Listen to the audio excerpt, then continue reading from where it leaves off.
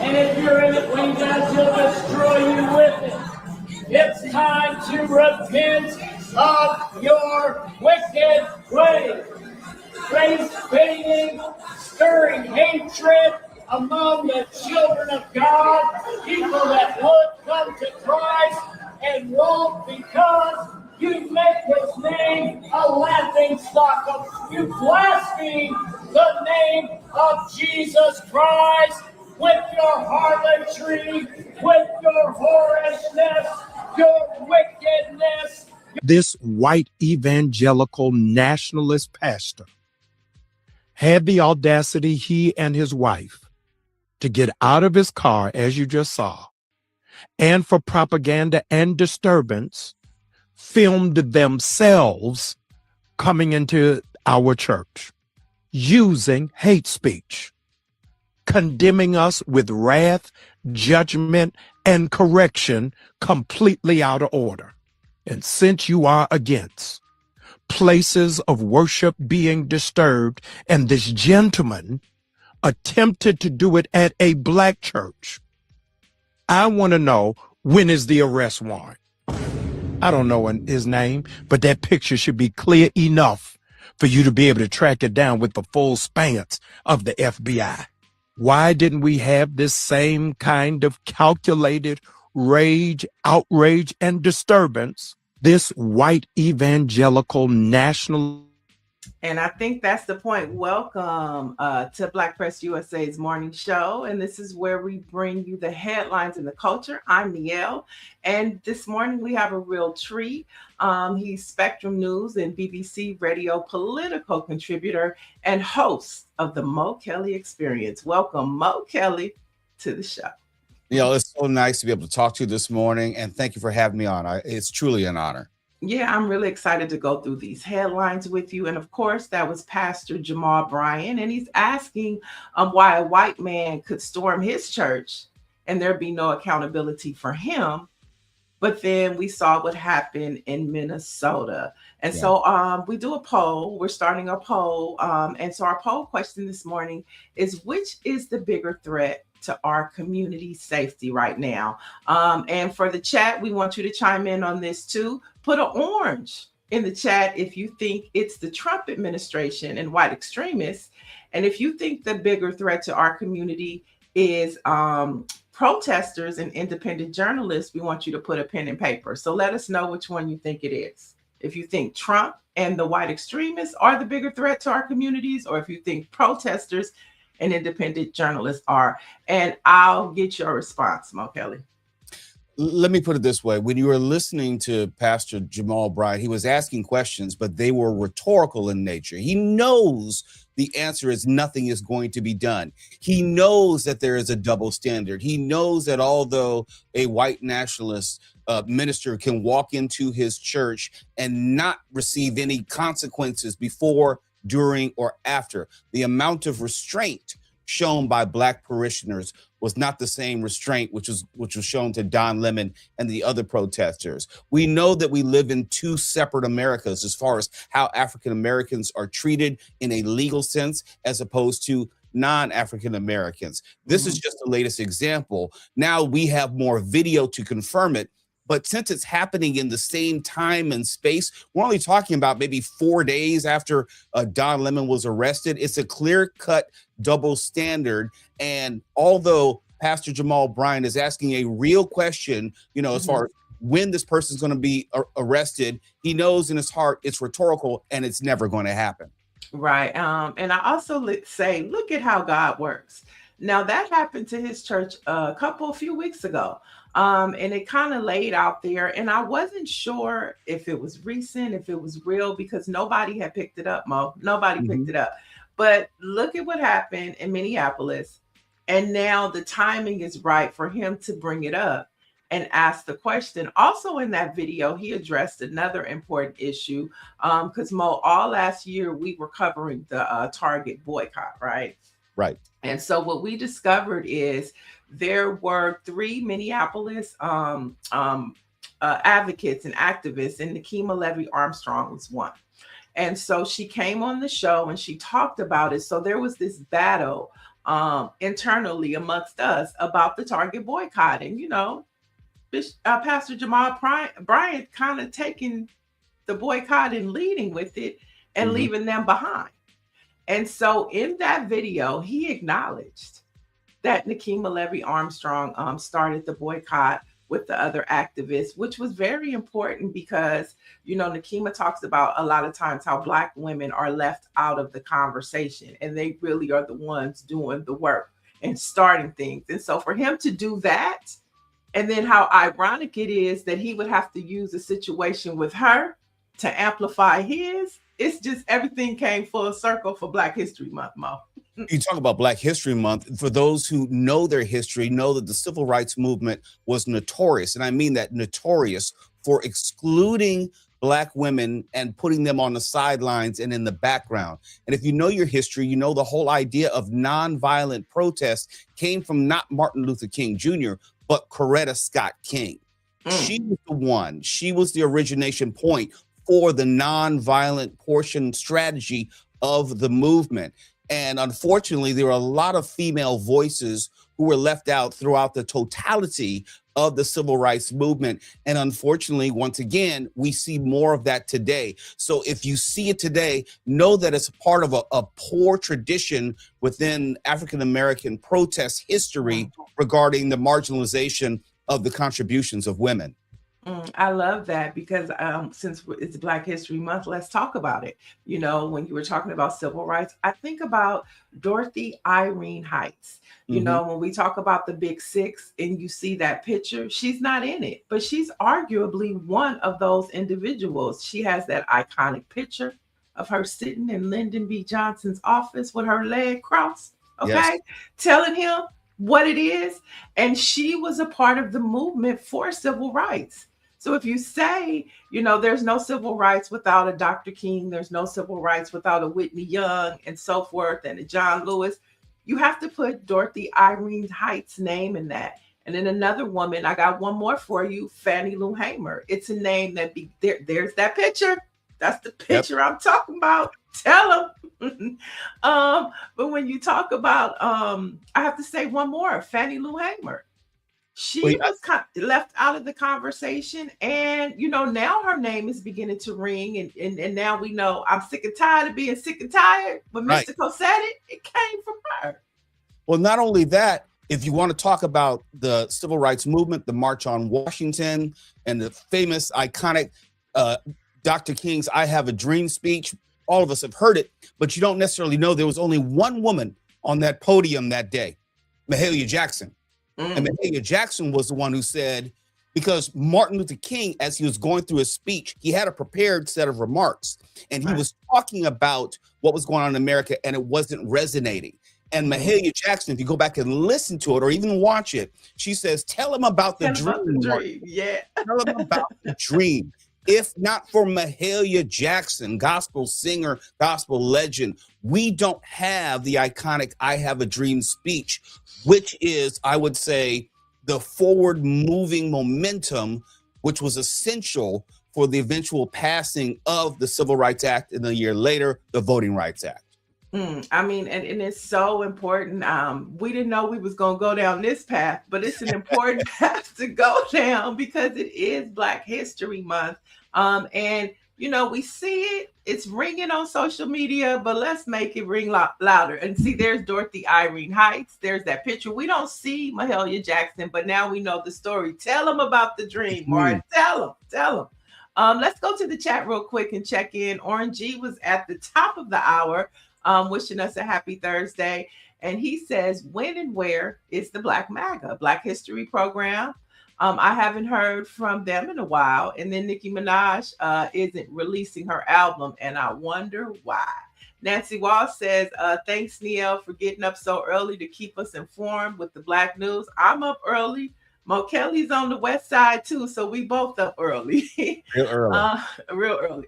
Orange G says no arrests, no DOJ, no FBI, no investigation, and that is what you call white privilege. Dr. Mellon says arrest them now, and they're giving oranges along with cricket meat.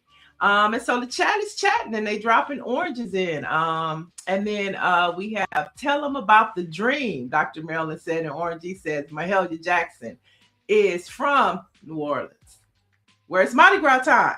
That's right. I got on my green for Mardi Gras. So we'll see what happens with this Reverend Jamal Bryant situation, because he does bring up a good point, and such a great example, right? As it's a great example of white privilege and Black life in America.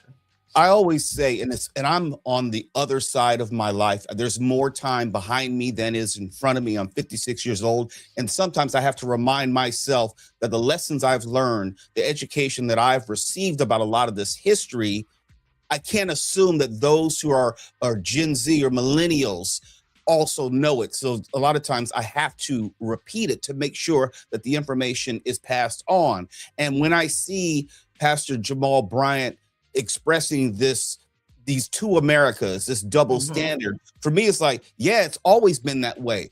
And I always say, I can better show you than I can tell you.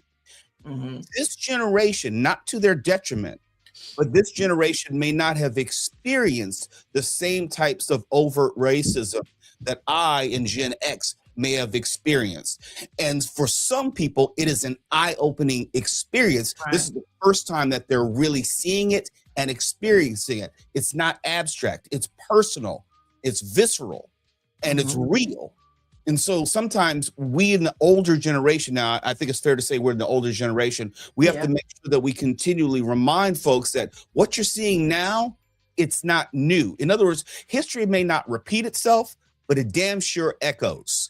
It damn sure rhymes. And so if you're aware of the history, then you will recognize it like the wallpaper we used to have on our walls in the 1970s. You'll be able to recognize like, oh, this is emblematic or reminiscent of things which our people experienced so long ago.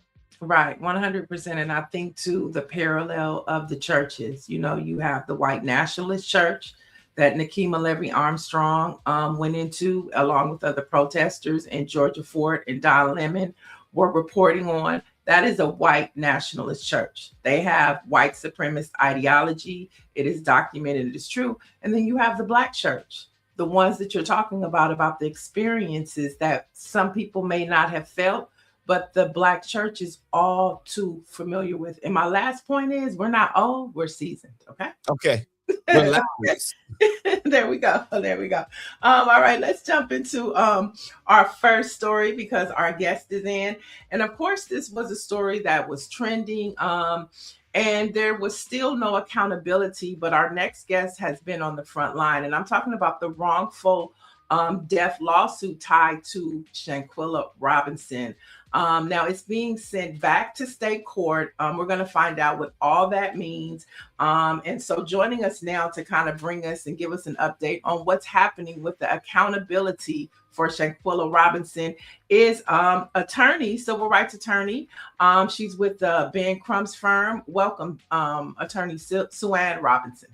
Good morning. Thank you for having me. Yes, Shanquella's case was filed in state court originally, actually. And because in addition to the Cabo 6, as they've become known, we also added as defendants the FBI and the State Department. And because they're federal actors and various other reasons, strictly to do with jurisdiction, the case was removed into federal court in Charlotte, North Carolina.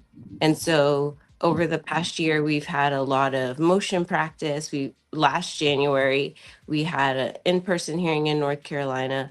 And throughout this year, the court has just recently ruled that because the FBI has been removed from the case will go back to state court, which is where we wanted it in the first place. Mo, did you want to go? Yeah, I just wanted to say this is more like a question for Attorney Robinson. With me not being an attorney, but I understand jurisdiction and venue. Does this provide a strategic advantage arguing it in state court, given the DOJ and the FBI present Constitution and their indifference to all things civil rights and Black people. Right. I mean, this is what I can share because obviously we're in active litigation. This is the venue that we filed it in strategically in the first place. So we don't have an issue with that. In fact, part of our motion practice was a robust memo explaining why it should be in state court because the FBI has been dismissed. So for us right now, this is a step forward, positive in the right direction toward, getting closer to uncovering the truth for this family. Now, there's a question of are you related to the family? No, we just happen to have, good old colonizer last name. So and so where does this case still where is it at in Mexico? Because we know that, that there was an arrest warrant. Nothing's really happened to the Cabo Six. What's happening in Mexico? yeah, in Mexico, there is a warrant outstanding. The issue is the subject of the warrant would have to present themselves in Mexico to be subject to that. And so that's what we've been arguing in the case, that even though there may be arguments by the members of the Cabo Six that, hey, if the court sends the case to Mexico or dismisses it and forces us to have to pursue litigation in Mexico, of course they would show up. Of course, right? Because, yeah, but no. So I highly doubt that they would be, appearing in a Mexican venue to litigate this, and that the United States is the only venue that, has jurisdiction over them to force them to really have to answer questions about what happened leading to Shanquella Robinson's death. All right. Is there anything else that you think that our audience should know about the case, or you want them to know? I think that the most important thing is to share accurate information about the case and what's happening with the updates from reliable sources, obviously, such as yourselves. And that's really at this particular junction what we need to do. Now we're going back into state court. I urge everyone to stay up to date on what's happening from reputable news sources and continue to send prayers to the family, because obviously, it's like a roller coaster, because from their perspective, there's a lot going on, there's nothing going on, but we're always working behind the scenes. And so it's an emotional roller coaster for the family. So continue to keep them in your prayers. For sure. Now you're here in LA because yesterday you were at a press conference with Ben Crump to file former FTC complaint against the YouTube and Google on behalf of Black public figures impacted by what you're saying is the monetization of false content. Can you break down what this complaint is all about? Yeah, well, it originated with Judge Faith Jenkins and her husband, Kenny Lattimore, doing their own research and trying to figure out why, in the course of 2 weeks, Google was verifying a ton of stories stating that they were divorced, when in fact they were not divorced and were perfectly fine. So they started doing research and uncovered that it's actually foreign bloggers in Pakistan, India, and Russia, to name a few of the countries, who are posing as Black media and releasing these stories in a way to cause virality over several channels.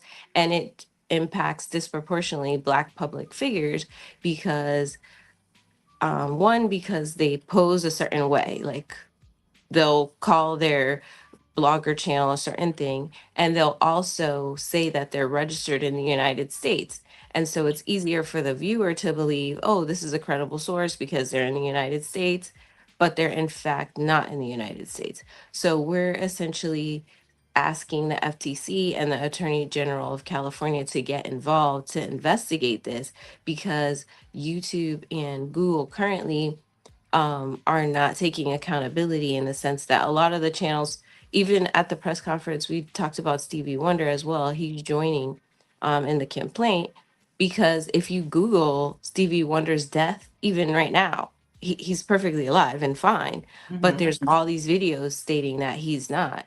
And so there has to be a way for YouTube and Google to step in and prevent that, and they haven't as of yet. So we're hoping that the Attorney General will definitely look into this as a fraudulent and deceptive business practice, because they're able to monetize misinformation. And so the incentive is to put more out there. If they can make it trend, they can make it accurate, they can make it true. And that has, far reaching effects outside of this one particular family, but it has disproportionately impacted Black influencers and Black public figures. Mo? I was wondering, do we know, and I have great affection for my fraternity brother, Ben Crump, do we know, as far as an estimate, like how many millions of dollars are we talking about? What's the ballpark? What's the range of malfeasance we're talking about here? Well, they haven't, YouTube and Google hasn't been fined in this current initiative. I mean, the goal is really to get to the point where, there are regulatory controls that are in place so that YouTube and Google have to essentially force someone who's setting up a page to indicate that they are overseas. Because the issue is, even if you could sue the overseas actor in their home territory, it's being monetized by YouTube and Google here from the advertisers. Yeah. So they have an ethical duty to make sure that, okay, this information is accurate. And they do some sort of vetting, some sort of fact checking. It just seems that disproportionately, when it's Black influencers and Black public figures, it's not happening as fast as it needs to. Have you or Attorney Ben Crump been in contact with YouTube or Google? And I think it should be clear for our viewers to know that YouTube is owned by Google, correct? Yes. And so have you heard from them? Have you tried to reach out to them? Our client, Judge Jenkins, actually filed litigation. That's what led us to this issue. And in the litigation, there was discovery turned over pursuant to some of the subpoenas, and that's kind of how we uncovered where these actors were, because you couldn't Okay. tell from their page. They would say, we have exclusive court documents on this issue, and because they're labeled as USA, it's more likely to lead the viewer to be like, okay, sure, as opposed to if it said Pakistan, you'd be like, well, why do they have exclusive court documents from the United States? We would be able to use our brain and kind of decipher if that piece of misleading information wasn't there. So it really doesn't suppress any First Amendment rights at all. That has nothing to do with that. It's more about identifying and letting the consumer see the channel or the information for what it is. Right. I've always said that, since technology is so new, there's really no regulations within the federal government. Like if you have the FTC, you have the FCC, you have the SEC, and technology is kind of out there. It has free reign. Do you think that we're in a time now where there needs to be another agency, a regulatory agency, to govern what's happening with technology, because they're kind of just out there doing what they want? Yeah, the technology is obviously unfolding rapidly, but this isn't anything like new historically for the us as a society to be making progress. It's really on the legislators to be moving and also progressing at the same speed as we all are, because as they recognize our needs, the needs of their constituents, then that's their job. So I don't think saying, I think that it would be an excuse for a legislator or a public leader to say, oh, the reason why we can't do this is because it's happening faster than we can see, because there's so many things that we can forecast, that we can plan for. And then obviously with this particular issue, the monetization of misinformation like clickbait and all that stuff, the bells have been rung. So it's time for action. I'll leave the last question to you, Mom. Are you hopeful or optimistic that the Attorney General, Rob Bonta, will show any type of enthusiasm for joining this, or is that going to be a battle in and of itself to get Rob Bonta truly invested and on board? Well, as a student of Martin Luther King, I'm always going to be hopeful. I think that the Attorney General of California is in the best position to resolve this in the current environment that we're in. He's in the best position to say, okay, I'm going to use the resources of my office to investigate and find out, what other additional safeguards could be put in place to protect the consumers from misinformation that doesn't involve any infringements on any First Amendment rights. And really, why it's important to discuss this is because it erodes the reputation and causes emotional harm to Black public figures.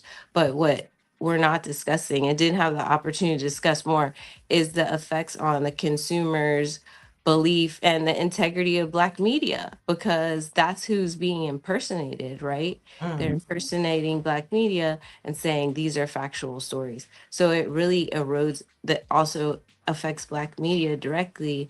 And in a time such as this, right, where we're having Black media people be under attack and get arrested. I just think it's important, for someone like Rob Bonta to step in and say, let's investigate this, let's make sure that citizens of my state are protected, and then hopefully it will roll out across the country. But I think it starts from hope and then spins into the work that we did yesterday, and then it takes everyone.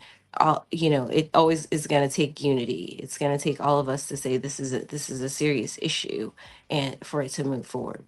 Yeah, you said hope. We know what the audacity of hope can do. Sue Ann Robinson, we want to thank you for joining us. Our producer is putting in the chat to add her to your media list, because she'll make sure that all of this information is available to the over 200 Black newspapers across this country, as Black Press USA celebrates 199 years this year of giving out information to Black America. So add us to your distribution list, and we would love to have you come back and check in. Definitely. Thank you for having me. Good to see you. You too. Peace and love. All right, that was the all-star civil rights attorney, Sue Ann Robinson. And so let's keep this information train going, because Mo Kelly, we know what we see on mainstream media. Same headlines. And Black America doesn't know what's going on right now. So let's talk about it. Let's head to Baltimore, where Baltimore County has revoked a building permit for a private detention center intended to be used by ICE.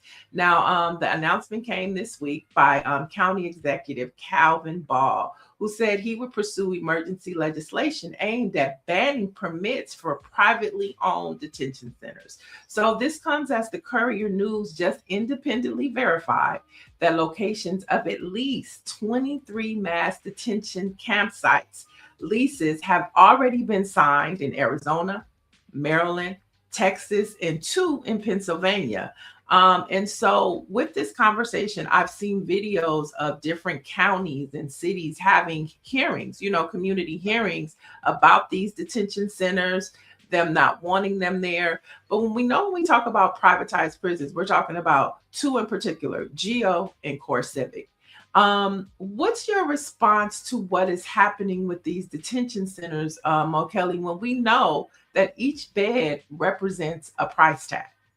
That's what this is about. So what's your response? This is, again, an example of knowing history and how it may not directly or exactly repeat itself, but it may echo or it may rhyme. I think about the 94 crime bill and how the response to that was the privatization of a lot of prisons, the expansion of police budgets. The overall idea of policing back then, Black bodies, has now evolved to brown bodies, but it's going to be inclusive of Black bodies. So we've seen recently the expansion of law enforcement in the form of ICE, the explosion of its budget, and that fight which is continuing on Capitol Hill. And there's always been a privatization of police forces and their ancillary, I'll say, features, just like these detention centers, where there is so much money in policing Black and brown bodies. If you know the history, This is a variation on that theme, and it's not new in any way. It's just the next iteration where you're not talking about actual prisons, but quote unquote detention centers. And it's like, I'm thinking about what is the end game, right? You know, you're allowing all of these detention centers to pop up. You know what? And then if you have this mass deportation, you're not going to have anybody else left to put in these detention centers. So then what are they going to turn into? And like I say, for every bed, that is a price tag. I've seen stories, Mo, to where these privatized prisons have sued some states because the state guaranteed that they were going to have so many people in their prisons, and it's not happening. They're losing money, and so they're suing. And so how can this be good for the American people when this is all about profit for Geo and CoreCivic?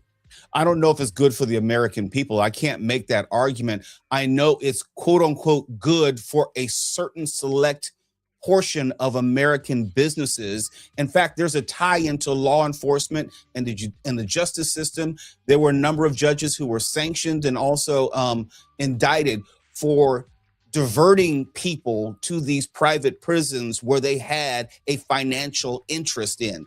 So it's dirty all the way around. None of this is good for the American people. But if you look at the history of America, there has always been a profit incentive going back to slavery, controlling Black people, and now Black and brown people, anyone who doesn't happen to be white. There's always a monetary incentive for that. And this is just the latest iteration of it. And the politics is such at this time in America, excuse me, at this time in America where it sells itself. The idea of immigration and deportation is very popular with the Trump base. So it's easier to sell politically. And then if you have companies benefiting financially, then you can create the picture that it's good for America to engage in these practices and policies, which not only get rid of brown people, but now they're talking about Black people. They've gone to Ohio, and we're talking about the Haitian population. In Minnesota, we're talking about the Somali population. So our futures and our situations are intertwined. So what is happening first to brown folks is now swinging back over to Black folks. Right. And you know, it's like a volley, but we're always the ones that are the victims. And so we need to be paying attention to what's happening. This is why I talk about, you know, this is what I love about the Black press, because it's news, views, and it is activism. And so the activism and the call to action as we talk about this is, you saw that there are hearings being held in your local city council meetings, in your local county meetings. And in those meetings, they have time for you to talk and voice how you feel. And this is where people power comes up, right? And you have to go. You have to speak up because you see what's happening on the other side, and they're moving like a freight train. And what they're depending on is for people in their communities not to be active. And so get active, show up, pull up, speak up, and let them know that you're paying attention. And speaking of being civically engaged, Trump, he wants Republicans to nationalize. This is serious, y'all. He wants the Republicans to nationalize the 2026 midterm elections. Now, the question is, can he really do that? And if he was to nationalize, what would that mean? There are a couple of layers to that. First, per the Constitution, elections are the purview of the states. So constitutionally, he cannot do it. Now, that has never been a real deterrent or obstacle for this president. But as far as the law is concerned, it would be unlawful to do without an act of Congress or a constitutional amendment. I'm going to put a pin in that and come back to it. But this president means what he says. And when he says nationalizing the elections, he's only talking to the Republican Party. So he's talking specifically from a partisan standpoint. He's not saying like Andrew Young, know your history. Andrew Young was talking about having a national day for elections. It was called Why Tuesday. No, this president is talking about federalizing them for the benefit of the Republican Party. And he is asking the Republican Party to do it under the auspices of the rest of the country. So your question is, can he do it? Not legally. Will he try to do it? Absolutely. And we've seen the first steps already with the commandeering of the ballots in Georgia, and you will find other cities. In fact, in the most recent cabinet meeting in press gaggle, he said he wants to take a closer look in Atlanta. He wants to take a closer look in Detroit. He wants to take a closer look in Milwaukee. What do those three cities have in common? Black leadership. Black folks. Yes, high black populations. So it's not even a dog whistle. It's a bullhorn. He's making it very clear. His idea of federalizing the elections is another way of voter suppression. And if anyone wants to tell you that, hey, we should have nationalized elections and we should have a uniform way of doing elections, tell them just read the Constitution, that document you supposedly love and you sleep with under your pillow. Right. But here's the thing, too. You know, you're talking about federalizing. So that's why we had the Civil Rights Act. That's why we had the Voting Rights Act, because it wasn't happening on a state level. So you can't have it both ways. You can't take away our civil rights and our voting rights and say, oh, leave it to the states. But then now you want to say you want to nationalize voting across the board. It's like it's this picking and choosing. And the only way that it's going to stop is by people power and people paying attention to what's happening. No, if you want to nationalize it, then give us back our voting rights. Give us back our civil rights that you had the Supreme Court gut.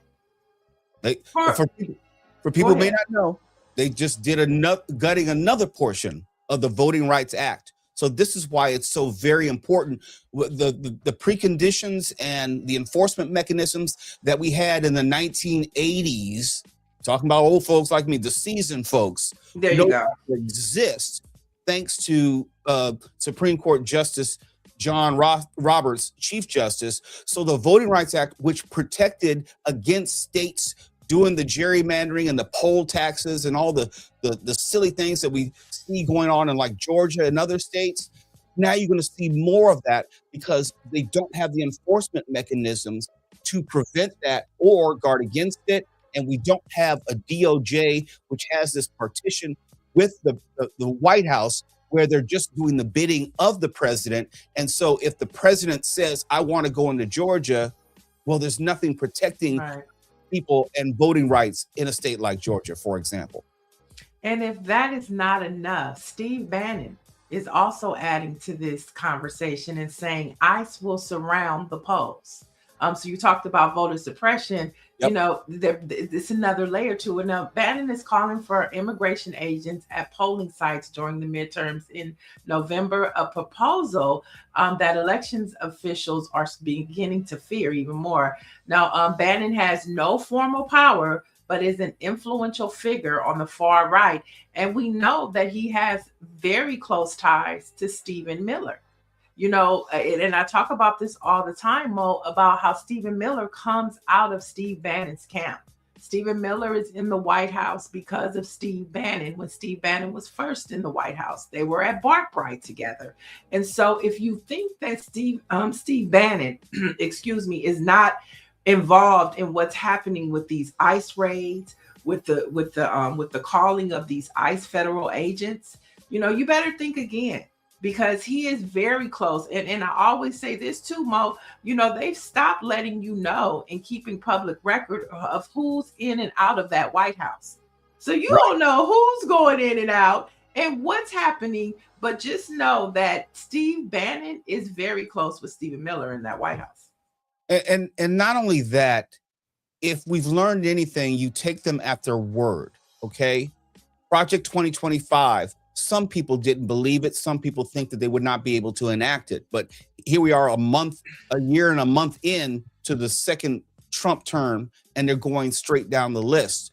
And when we talk about ICE at the polls, if you don't know your history, once again, it's another form of voter intimidation. Now, what will be said on social media is like, well, why do you care about ICE at the polls?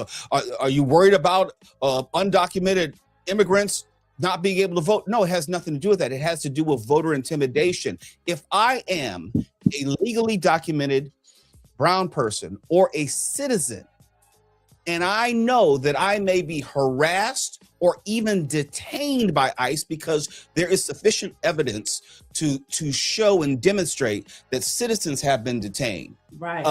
Latinos have been racially profiled who are here legally, people here on with asylum claims. That can be deterrent enough to keep people away from the polls. If you feel like you're going to be detained and possibly deported to a prison like CCOT, or deported to a country which is not your point of origin, that is a form of voter intimidation, which heretofore would have been protected against by the original version of the Voting Rights Act.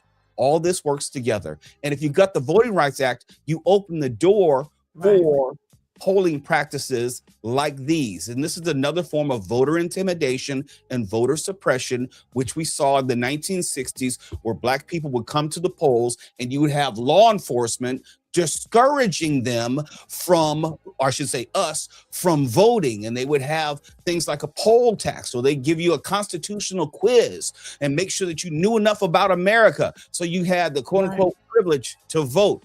This is history rhyming again. Right. And don't forget, we might go as far back as guessing how many jelly beans are in the jar. Yeah. You know what I'm saying? And that goes back to when we first started the show and you talked about knowing your history.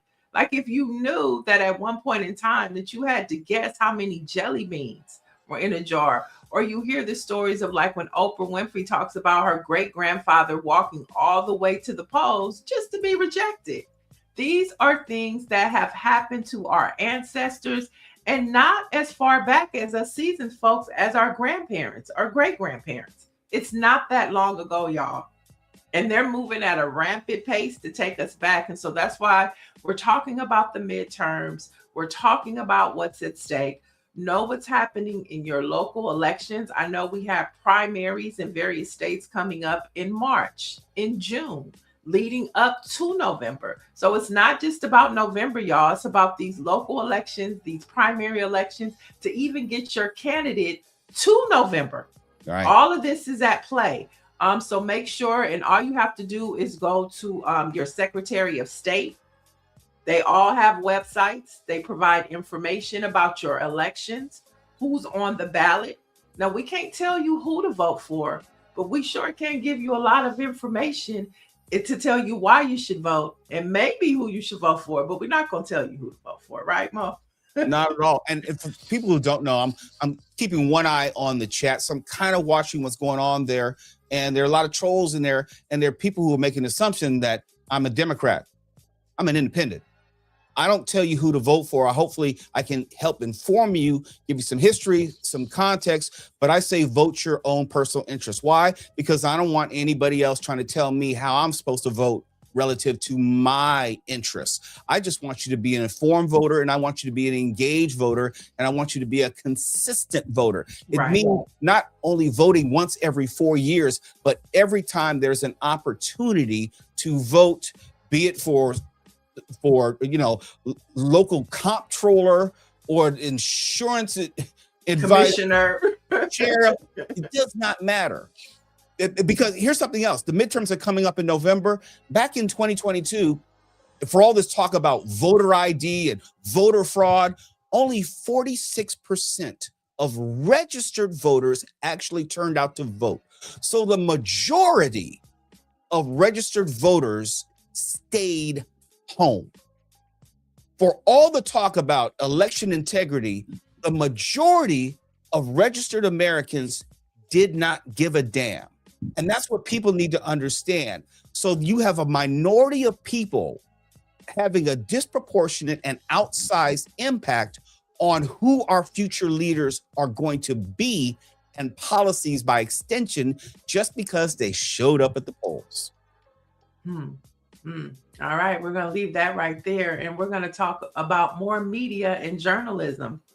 interesting conversations that are happening when we talk about independent journalism. And a lot of people are from corporate journalism is moving into the independent space, and stories like this are why the Washington Post has laid off 1/3 of its newsroom for this 150-year-old institution. Now, I'm talking about layoffs in sports coverage, international, metro.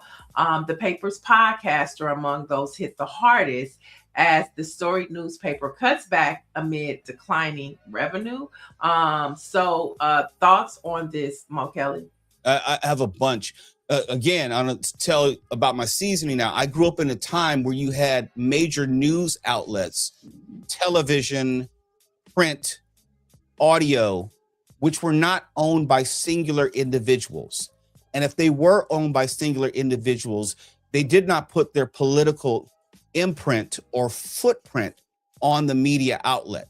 Okay, and I could go into a long diatribe about broadcast versus cable, but my point is media was its own entity. You had people who were doing the work that was needed to be done. Like if you talk about Watergate and what happened with Nixon and his eventual resignation, that was the Washington Post. Right. And the independence of the Post to freely pursue the Watergate scandal, which led back to the president and the White House tapes. That can't happen anymore because you have these individuals who have political interests aligned with the president manipulating what is or is not going to be reported by these outlets. And let's not forget, these 300 Washington Post journalists who were fired happened in the same space and also news cycle as Jeff Bezos, owner of the Washington Post and Amazon, dropped $75 million on the Melania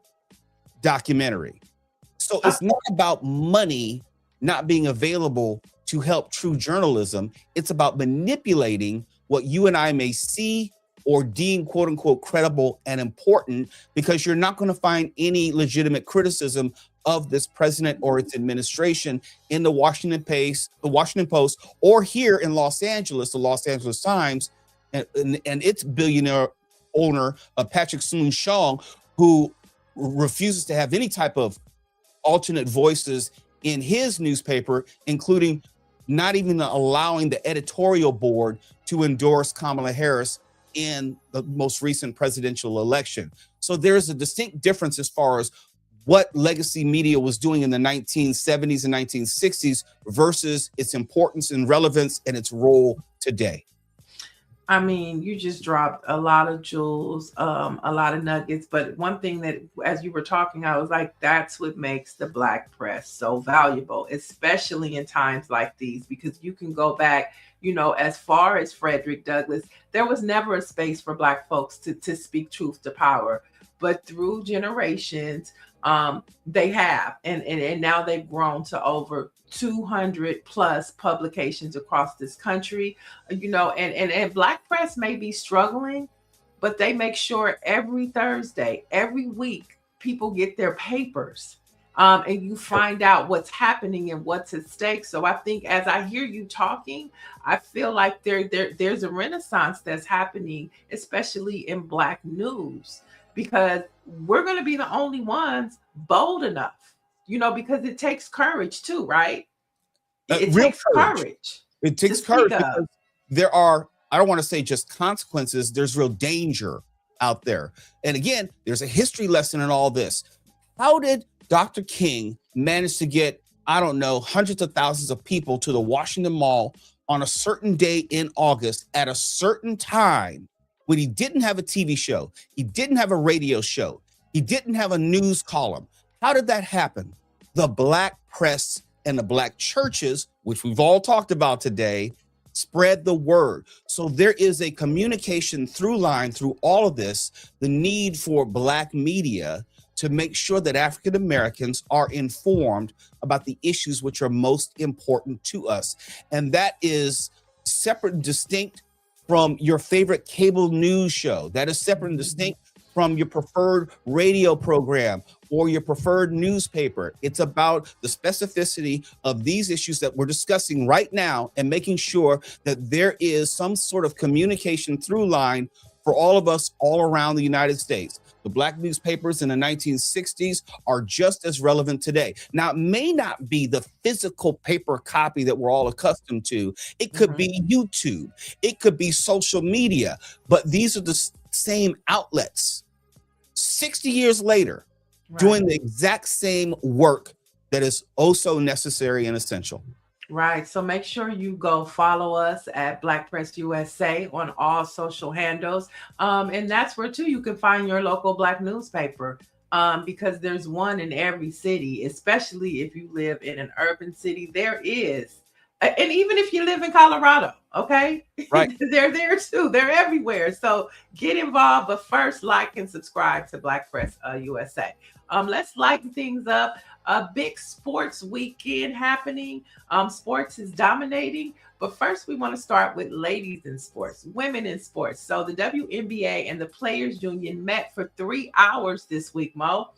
But they still didn't come to a deal. So the league's most recent offer would guarantee a maximum base salary of $1 million for the 2026 season. And that could reach for the players 1.3 through revenue sharing. And I think it should be noted that that's up from the current 249,000. And it could grow to 2 million, but the women are saying, not really biting on that just yet. I'll throw it over to you. No, I get it and I understand. And I followed the WNBA before it was the WNBA, it was the ABL. So I know this and its history very, very well. The women in the WNBA deserve more money. But if they know the history, once again, they are at the point where the NBA was in the late 1970s, around the time that Magic and Bird came in the league. The NBA at that time was losing money hand over fist. It was not a popular league. It did not have any television deals. The finals were tape delayed and shown at 11 o'clock at night. After they got some real stars, modern day stars in the league, they started making more money and that revenue sharing became more of a real thing. The WNBA is just starting to make some money, get those national TV deals where you can see the top games of the week on ESPN and other sports outlets. And there's much more merchandise. Credit to Caitlin Clark and Angel Reese and so many other players. It's not just Caitlin Clark, but now there's more of a pie to be divvied up.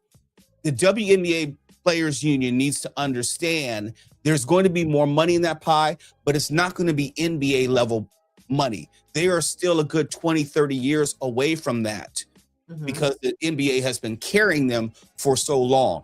It's going to happen, but it's not going to happen immediately. Let me just answer it this way. Short answer is there's probably going to be a lockout because I don't think they're going to come to any agreement anytime soon. And that's not a bad thing. Wait. So the season is supposed to begin May 8th. So you don't think they're going to get to May 8th? I think there's a distinct possibility that they will not have a consummated agreement, which may disrupt the beginning of the season. Again, if you look at the NBA, it's happened a number of times with the NBA. A few times in the past 20, 30 years with the NBA. So if you look at the growth of the NBA, I think a similar path with the WNBA. The owners are in the business of making as much money as they can and keeping as much of the pie as they can. The Players Union, they want to keep as much money. And there's going to be that push and pull until the WNBA can demonstrate, the Players Union can demonstrate that they have enough leverage in a lockout situation that the owners and the league do not want to suffer through. Because the owners at this point said, well, we've been losing money for years. So what? So the owners have a little more leverage and they can hold out a little bit longer, I think, than players can, because we know most of the players are not making a lot of money. They've had to play overseas. Now they're playing in Unrivaled, but they don't have the type I wanted to ask you, what is the unrivaled factor to you? Do you think that is playing into why the players are like, we got options. So if y'all don't get it together, we can go someplace else. Well, I don't know if the Unrivaled can satisfy or help all the WNBA players, but it does, like a rising tide lifts all boats. There's much more popularity for women's basketball overall. And that adds to the leverage. Look, if Sabrina Ionescu is going to be playing in Unrivaled, or Caitlin Clark's going to be playing in Unrivaled, they're still going to be buying the WNBA jerseys. You know, they're still going to be buying the WNBA tickets. It's almost like it's not connected to the WNBA, but it helps the WNBA. All right, let's go to the NBA, where LeBron, the Lakers, and conversations of retirement are swelling, all because of a podcaster. I'm talking about NBA insider Jake Fisher said during a live stream this week, the Lakers are ready to move on from LeBron James. And I think LeBron is ready to move on from the Lakers as well. Now, this statement has sparked massive headlines, right? Yeah. And so do you think it's time? First, do you think it's time for LeBron and the Lakers to part ways? And do you think his time is near? Absolutely. If only because there are no rings for LeBron. There's nothing more for him to do in LA. There's not a trade on the horizon. To the best of my knowledge, the trade deadline is in about 6 hours. There's nothing that's going to come to the Lakers today, which is probably going to make them a title contender. So at this point, the Lakers are just kind of playing out the string. They're an average team. They're not a very good team. LeBron wants to end his career, which is going to be sooner than later, with at least one more title run. The Lakers have been very good to LeBron. They paid him all the money that he's asked for. They drafted his son, who doesn't deserve to be in the league. I have no problem saying that. That was basically a favor to say, thank you, LeBron, for that championship in 2020. But and Jeannie Buss said she felt like he wasn't too thankful for what she did too. That came out. And I feel some kind of way when I hear the word thankful or grateful. Yeah, it's a loaded phrase. You know what I mean? It feels like, you know, if not for us, you, LeBron, wouldn't be who you are. And that rubs me the wrong way. Well, no. That's not, but I'm pushed back. That's not what she was speaking to. She was speaking to the fact that she drafted his son. Yes. Based upon what you said, he shouldn't have been drafted. So she felt like she should have got a little more love for that big favor she did him. Well, I don't know what more LeBron can do other than make some statement endorsing Jeannie Buss or something, because LeBron is still putting up all-star level numbers. I'll make the comparison. Kobe Bryant, at the end of his career, they paid him that ungodly amount of money, and he was not really the player that LeBron is at this point. Kobe was still producing, but he was not an all-star level player. LeBron is still on that level, but it's not enough for the Lakers. And it doesn't have to be a bad separation. You know, got the Lakers one title. He obviously helped sell out. I was getting ready to call it Staples Center, Crypto.com. So he has, from a merchandise standpoint and a visibility standpoint, has kept the Lakers franchise relevant. So he's done his portion of the bargain, and Jeannie Buss has done her portion of the bargain. Right. Yes, drafting Bronny was a favor, but at this point, I think it's time for the two to separate. The Lakers are not going to get any better. Bronny's not going to get any better. What happens to Bronny? What happens to Bronny when LeBron leaves? He'll probably be part of whatever trade deal is happening as a throw-in, you know. Oh, so you think LeBron leaves the Lakers, but he goes someplace else to try to get one more ring? Yes, and he'll take his son with him, because LeBron. That is hilarious, though. Just the thought of that in the NBA. Oh, where I go, my son goes. Not that he's qualified. Is that nepotism? Oh, of course it's nepotism. But, you know, you think about the coaches in the league. How many coaches and coaches' sons? You know, we can run the list. How many coaches had got a chance like Steve Kerr or, you know, Steve Nash with no prior head coaching experience? JJ Redick.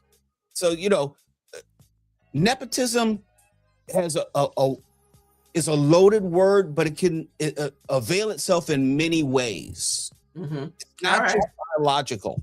It's not just biological. We have some comments in the chat about this. Nancy Wall says, I agree. he should go ahead and retire. He's made all the history he can do. Orange G says, I hope he retires. We will never see another player like LeBron James on or off the court. Job well done. And if white people can bring on their family and friends, so can LeBron. And Byron Floyd says, as a Laker fan since 7 and 9, LeBron needs to go expeditiously. And right. so I was a Laker fan since 1977. So I've seen all the iterations of the Lakers. Showtime. Yeah, yes. Love that Showtime at the Great Western Forum. Before we move on, I wanted to get your take on the other factor in this LeBron triangle, Rich Paul. He recently caught a lot of headlines because number one, he has a podcast and he's an agent, but then he was talking about business deals and locker room conversations. Do you think Rich Paul has outstepped his boundaries or he's gone too far? Absolutely. I would call this tampering by another word. You're giving insider information. You're talking about trades. You're sending signals to players both on the team and off the team as far as what would be good for the organization. This wouldn't have happened 10 years ago because there wasn't this blogosphere, podcastosphere, this media space in which people would have such a voice. Players now and agents and lawyers, they all have podcasts, and everyone has a platform. So everyone can have a say. It used to be where agents would have to place stories in the media. They would leak something and then a reputable outlet would have to print it. That's no longer the case. Rich Paul can turn on his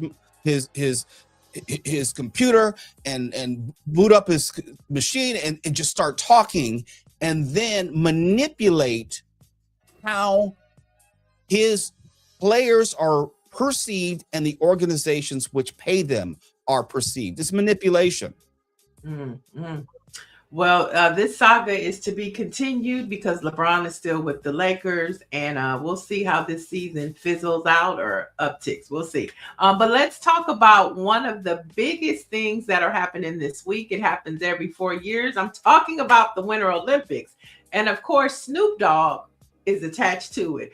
He just keeps winning. So Snoop Dogg could be seen yesterday carrying the torch through the streets of northern Italy ahead of the 2026 Winter Olympics in Milan. Now, one of the questions I have to ask the poll, we have chat, we have a poll for you. Which Olympic sport are you canceling plans to watch?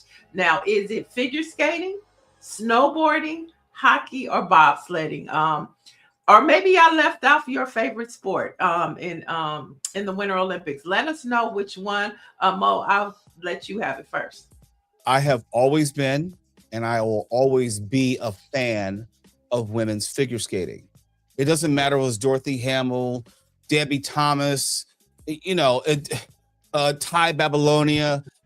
I've always been a fan of women's figure skating. Oksana Bayul, Sorali. You know them all. Okay. Oh no, I'm serious with mine, and that's of the Winter Olympics. That's about the only sport I'm always looking forward to, and it's one of those nervous watches where is she going to fall or not? And the women's figure skaters, for me, demonstrate more of the difficult routines and the drama that I don't see with men's figure skating. What about the couples? Kind of. Yeah, sometimes you had Ty Babylonia and Randy Gardner, but they don't. If you were to go through history, not many of them come to mind. The couples, but like I said, you'll know a Peggy Fleming, you will know a Dorothy Hamill, you will know all of the Debbie Thomas, Nancy Kerrigan, Tanya Harding.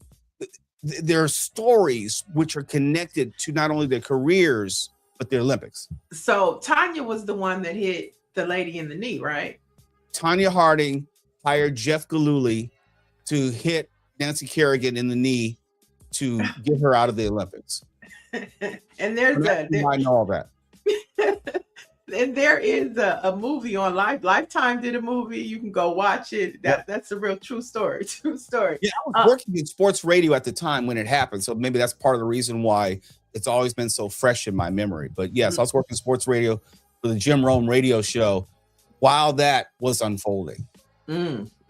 Another person that people are going to be watching this weekend is Lindsey Vonn, who recently announced she will attempt to compete after she has a torn ACL in her left knee.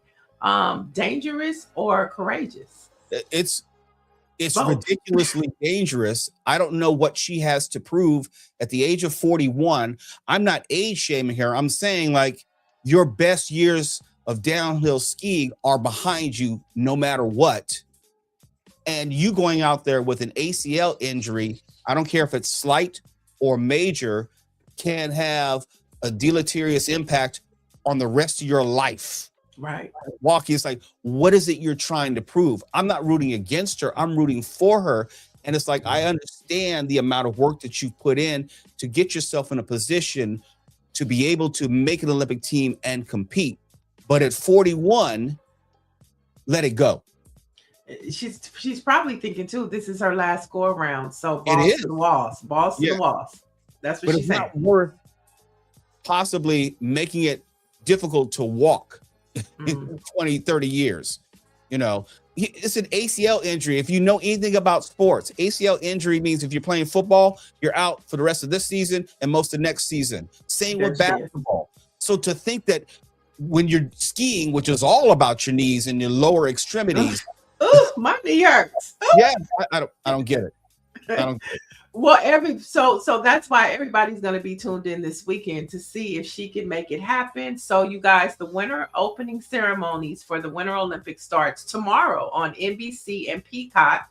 And you can catch the games on NBC, Peacock, USA Network, and CNBC.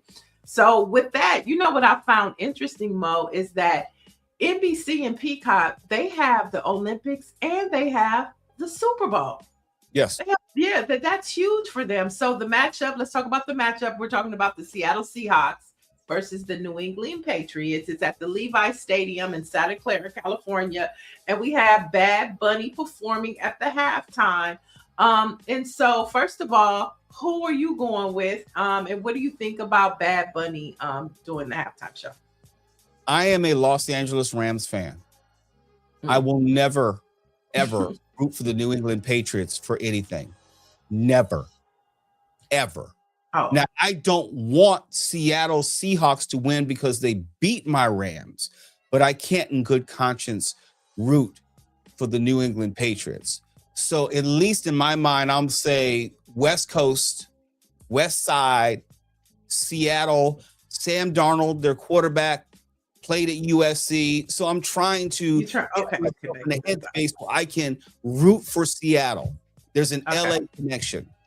Well, I'm going for Cardi B and Stephon Diggs. So whatever team they own, that's who I'm rooting for. I'm like Issa Rae. I'm rooting for everybody black. So in the Super Bowl, I'm rooting for everybody Cardi B and Stephon Diggs. So I'm sorry.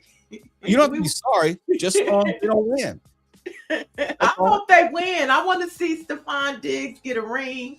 I want to see Cardi B come on the field with whatever color hair she has. And there are rumors that she might be performing with Bad Bunny. Thoughts on that? It's possible. There are rumors of Green Day also taking the stage. Who knows? Someone in the chat said, I still haven't heard Bad Bunny's music. Who is he? Let me tell you very quickly who he is. He's a 6-time Grammy winner. He just won Grammy Album of the Year. He's the world's most streamed artist, even eclipsing Taylor Swift. He's won some 54 Latin Billboard Awards. He's won 17 Latin Grammys. He is one of the biggest music artists in the world. And if you, the big cheese, don't know who he is, that's your fault. That's your bad. And it may not be, and I always say not everything is for everyone. Bad Bunny, I'm not in the demographic, okay? I know who he is. I know some of his music. I can speak Spanish, not fluent, but very close to it. So I can appreciate who he is and what he does. Bigger picture, I can appreciate what the NFL is doing. If you don't know, the NFL is going to have 6 international games in 2026 on 5 different continents, and they're going to be mostly in Spanish-speaking countries. Can you put it all together now? They're speaking to a world audience. This is not political. People need to understand When you have Bad Bunny, you're talking about the world audience that they're trying to develop. They have an NFL Europe division of the NFL. They have an NFL Africa. You may see games in Africa in the next 5 years or so. They're speaking to the larger part of the world. They're not speaking to flyover country and conservatives in America.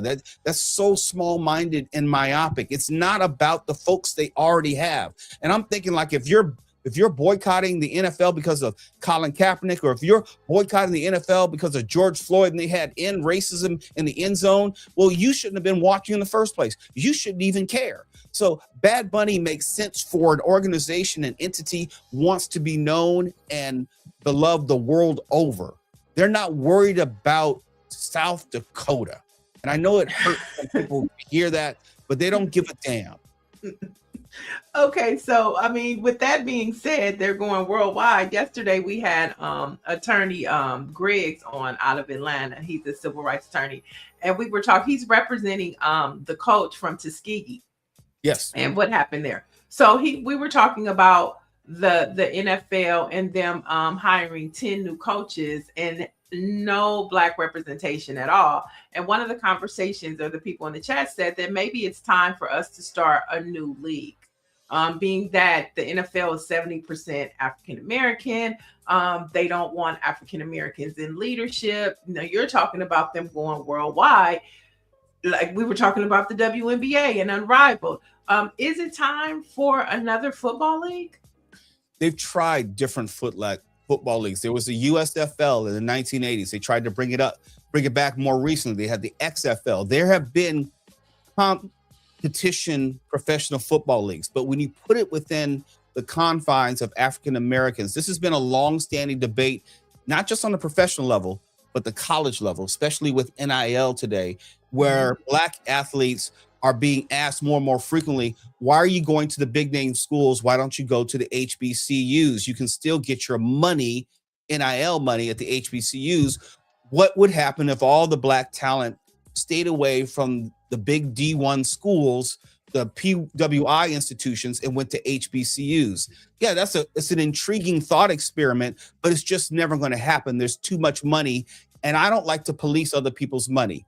If there's someone who thinks that I have a better chance of making to the NFL and making money and getting my family out of poverty if I go to the University of Georgia as opposed to Mississippi State or Alcorn State, I'm not going to begrudge them. I understand that these are business decisions being made. Long story short, to answer your question, it ain't ever going to happen. We're not going to be able to marshal the 70% of NFL football players away from the NFL who are offering 7- and 8-figure contracts to work with a startup league, going back to our WNBA conversation, which may not be solvent for many years. And if you look at the USFL, folded, XFL, folded, the UFL, which is going on right now, on the verge of folding. No, you're not going to be able to get people to get on board with that.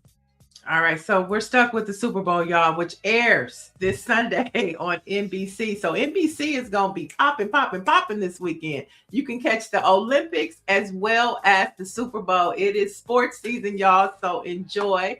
Let's get into some Black history facts before we wrap things up. Today in 1990, Barack Obama was elected as the first Black president of the Harvard Law Review, which was a key milestone in his early career. There you have it. And then next, we're going to fast forward to 1995, where unfortunately the issues that we've dealt with in the past, we're dealing with today. Today, we remember the life of Trayvon Martin, who in 2012's death spurred the nationwide protests, and it birthed the Black Lives Matter movement. And so those are your Black history facts for today. Do you want to chime in, Mo? No. You're doing wonderfully. I mean, I really as far as Black facts, but let me say this. I will say this. And there may be people in the chat or people don't understand. It's like, why do we celebrate the first this? What about the first that? Why is it we need to hear that it's the first woman? Why is it the first African American? Why is it we have to keep bringing that up? I'll tell you why. And here's the answer you can take going forward. It is a necessary reminder of the doors which were once closed, and also an acknowledgement of the new rooms in which we've been able to enter. Because you can't talk about the Harvard Law Review and Barack Obama and not acknowledge that because of segregation, we couldn't even get into Harvard. We could not presumably become the editor of the Harvard Law Review. I was one of the first Black males in the school district of Torrance Unified School District. If you know anything about Torrance, California, sundown town. I was just about to say that. So I do not go to Torrance if I don't have to. Yeah, but what I'm saying is there are still places in which we were not allowed. My parents, my mother, who's still living, lives in Harbor City. Why? Because there are racial covenants precluding her and my father from buying a house in Palos Verdes or Rolling Hills and those surrounding cities, and Torrance, for example. So it's a reminder in this Black History Month that there were spaces and places that we could not go, did not go, were not allowed to go. And so even today in 2026, there are still firsts. There are first people who are able to do this, first person to do that. And that is why it's important and essential to not only acknowledge it, but celebrate it. And for the white folks who are in the chat talking all sorts of mess, this next part is for you.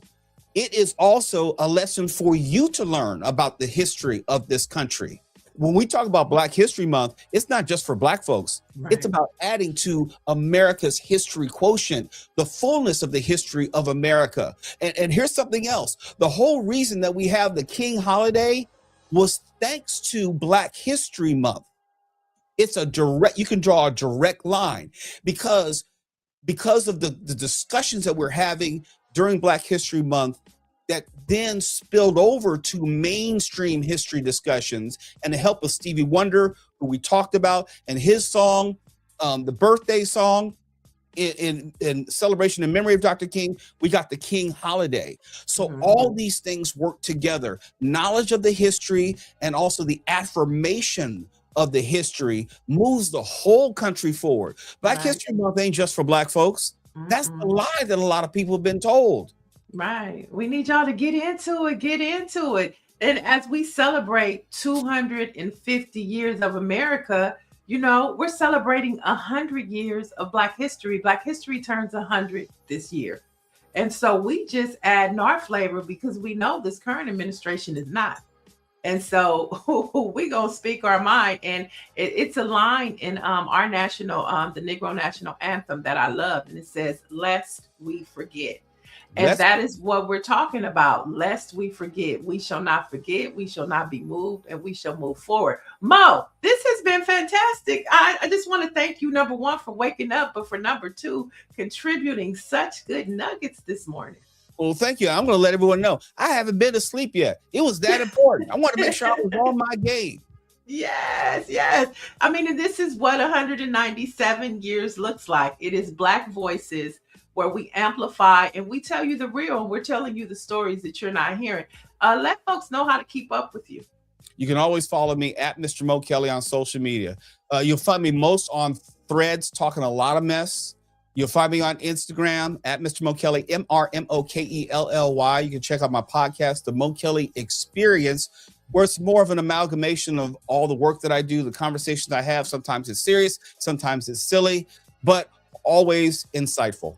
And we want to have you back because I watched Wag the Dog last night because I saw one of your posts, and I have to tell you, appropriate? Was it what? Was it appropriate? It was very appropriate. I thought that the Hoffman gave me the feel of an Epstein, kind of. Yes. This is how everybody came around. But I have to have you back to talk about it. See, that's my bait. Exactly. All right, y'all. For the latest in Black news and headlines, you know what to do. Head on over to blackpressusa.com. And we'll be back tomorrow. Peace and love.